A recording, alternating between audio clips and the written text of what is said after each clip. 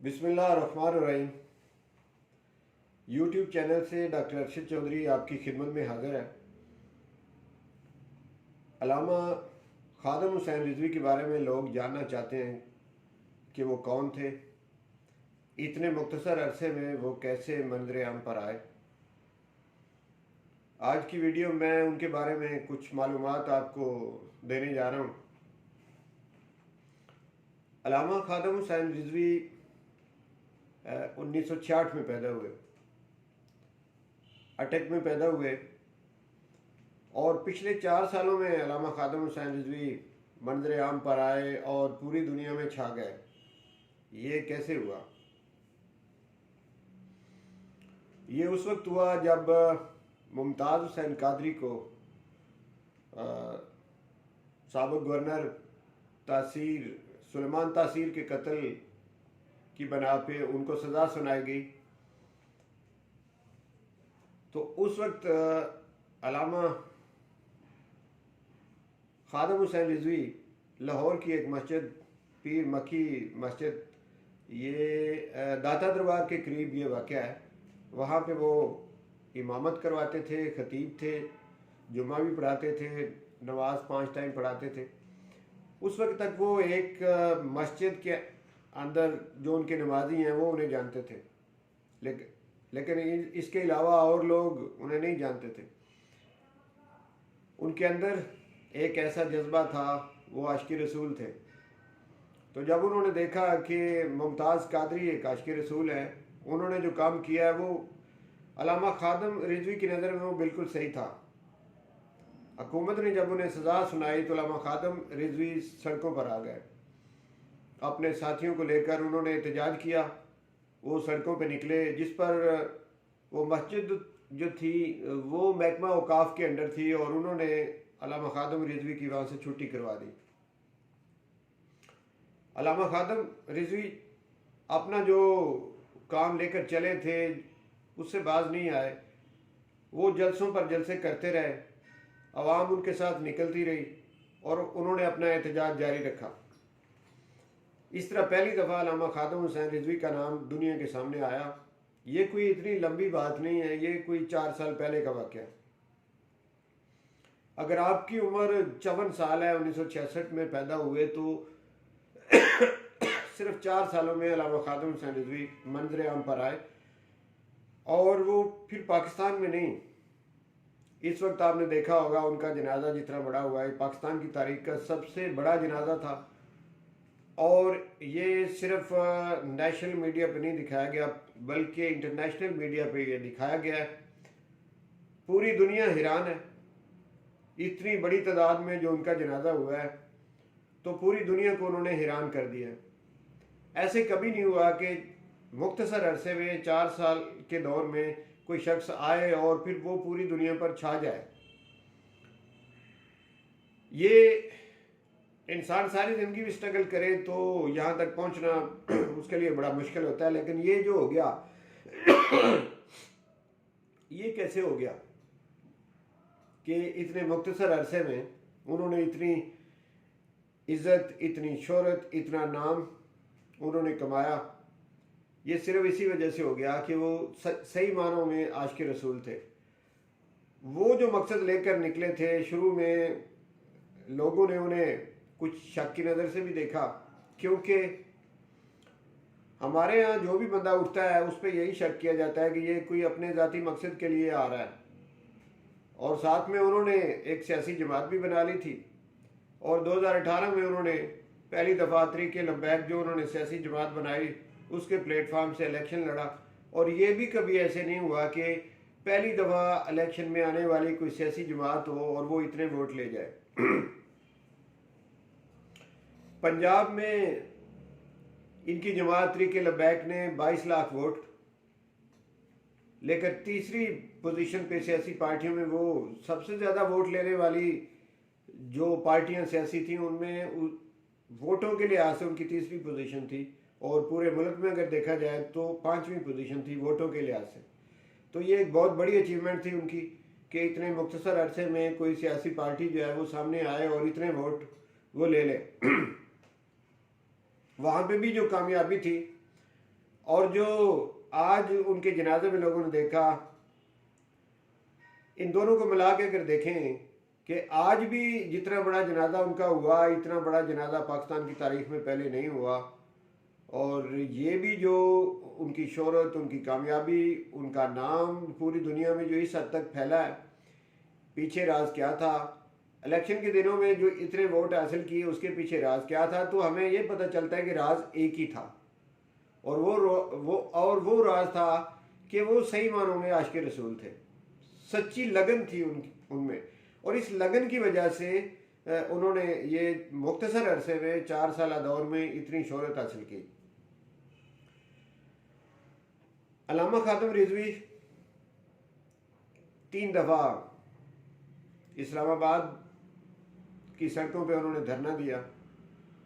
तीनों दफ़ा उनके सामने मकासद क्या थे? जब नवाज शरीफ के दौरे हुकूमत में बड़ा टेक्निकल तरीके से बिल के अंदर तब्दीली करके, वो ख़त्म नबूवत बिल के अंदर तब्दीली करके बड़े टेक्निकल तरीके से उन्होंने तब्दीली की, और उसके पीछे भी कोई वजह थी कि वो उन्होंने ऐसा क्यों किया। उसका बाद में ये पता चला कि एक लॉबी, जो इसराइल की एक लॉबी थी, उन्होंने नवाज शरीफ के साथ रब्ता करके ये उन्हें टास्क दिया था कि अगर आप ऐसा करने में कामयाब हो जाएं तो फिर अमेरिकी गवर्नमेंट जो है वो आपकी मदद कर सकती है। चूँकि उनको निकाल दिया गया था, वो कह रहे थे कि मुझे क्यों निकाला, सड़कों पे वो ये बात उस दौरान वो कह रहे थे, सियासत से वो आउट हो चुके थे। तो उन्होंने ये गेम खेलने की कोशिश की, और इस गेम को बड़ा टेक्निकल तरीके से उन्होंने खेला ताकि किसी को पता भी ना चले। तो शेख रशीद ने जब इसको पॉइंट आउट किया, बाद में एहतजाज शुरू हो गए। सबसे बड़ा एहतजाज अल्लामा खातम रिजवी ने किया था।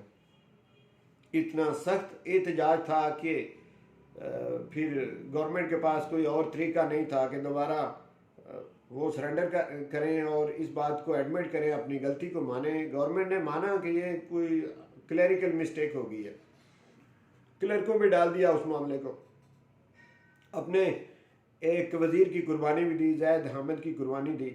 शाहिद खान अब्बासी उस वक्त वज़ीर आज़म थे मुल्क के। अल्लामा खातम रिजवी का ये ज़बरदस्त ये कारनामा है कि उन्होंने ख़त्म नबूवत बिल जो था उसकी पुरजोर तरीके से हिफाजत की। सही जो आशिकाने रसूल होते हैं वो उन्होंने उस वक्त रोल अदा किया अपने साथियों के साथ मिल के, और अपनी बात मनवाई।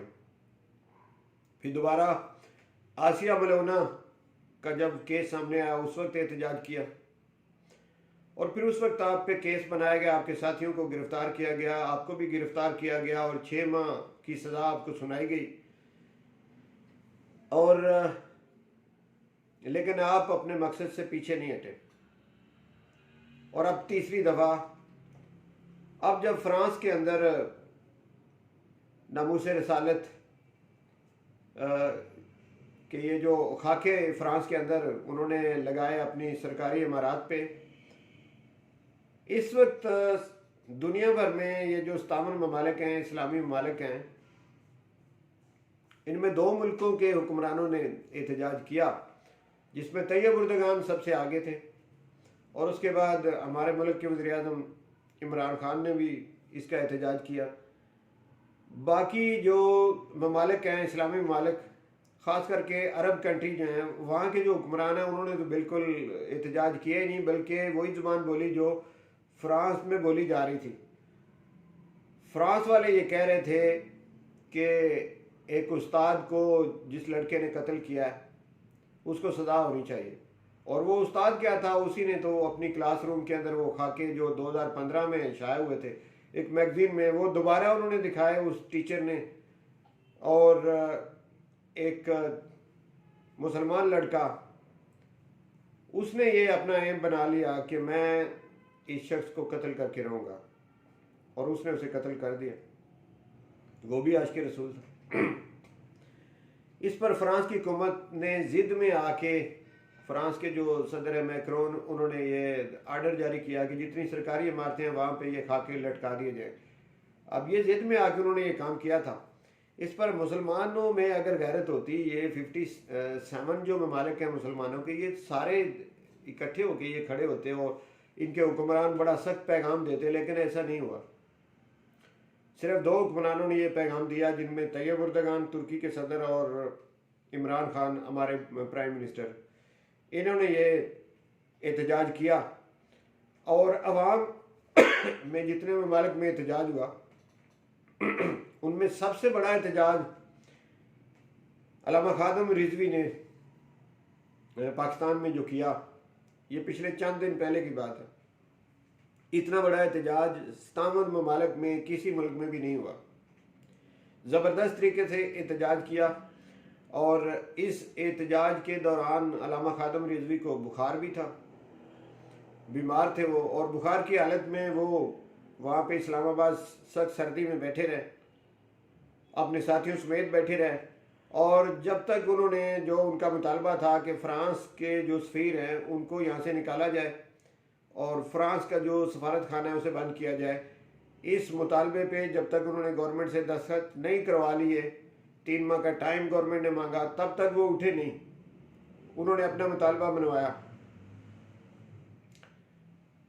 तो नाज़रीन, ज़िंदगी में तो लोग कीड़े निकालते रहते हैं। अक्सर लोग नहीं मानते किसी शख्स को, लेकिन किसी के जाने के बाद उसकी असल कदर का अंदाज़ा होता है। इमाम अहमद बिन हंबल का मुझे वो वाक़या याद आ रहा है कि जब 271 गालबन ये टाइम था हिजरी, इस वक्त उस वक्त की जो हुकूमत थी उन्होंने आप पर कोई केस बनाया और आपको जेल में डाल दिया। वो कहते रहे कि ये मेरे साथ आप ज्यादती कर रहे हो, मेरे ऊपर इल्ज़ाम लगा रहे हो, मैं जबकि हक पे हूँ और आप मुझे जानबूझ के सज़ा देना चाहते हो। तो उनको जेल में डाला और उन पे बीमारी की हालत में वो जेल के अंदर रहे। तो उन्हें पता लग रहा था कि अब जैसे मेरा जो है बचना वो मुश्किल है। तो उन्होंने उस वक्त कहा था कि जब मेरा जनाजा निकलेगा, जनाजे में लोग जो शरीक होंगे उन्हें देखकर आपको पता चल जाएगा कि हक पे मैं हूँ या हक पे आप हैं, तो इस बात का फैसला मेरा जनाजा करेगा। तो सेम नाज़रीन ऐसे ही हुआ कि अल्लामा खादम रिजवी को कुछ लोग जैसे भी देखते रहे, उनकी ज़ुबान ज़रा सख्त थी, लेकिन ये हक और सच का फैसला उनके जनाजे ने ये कर दिया। उनके जनाजे को देखकर जो लोग उन पर थोड़ा बहुत इतराज़ भी करते थे वो भी मान गए कि वाकई वो हक पर थे। तो नाज़रीन, इतने मुख्तर अरसे में अगर कोई शख्स बुलंदियों पर पहुंच जाता है, वर्ल्ड लेवल का स्टार बन जाता है, अपने मुल्क में नहीं पूरी दुनिया में, तो ये वैसे नहीं बन जाता। इसके पीछे जो उनका जज्बा था वो सच्चा जज्बा था। उसने ये साबित कर दिया कि वो जिस मकसद के लिए अपनी ज़िंदगी गुजार रहे थे, जिस मकसद के लिए लड़ रहे थे, वो ज़ाती मकसद नहीं था,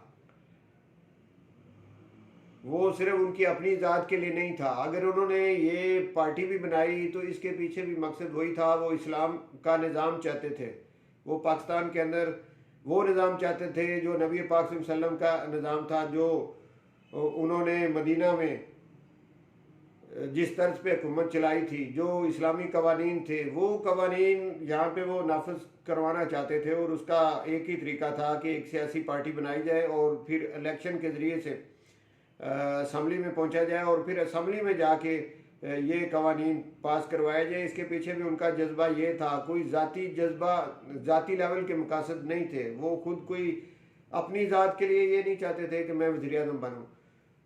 ये सारी चीज़ें तो उनके जनाजे ने ये साबित कर दी कि उनका जज्बा सच्चा था, वो सच्चे थे, वो सही मानों में आशिक़ रसूल थे। तो जो कुछ मुझे उनके बारे में पता चला मैंने आपके सामने रख दिया। बहुत शुक्रिया नाज़रीन।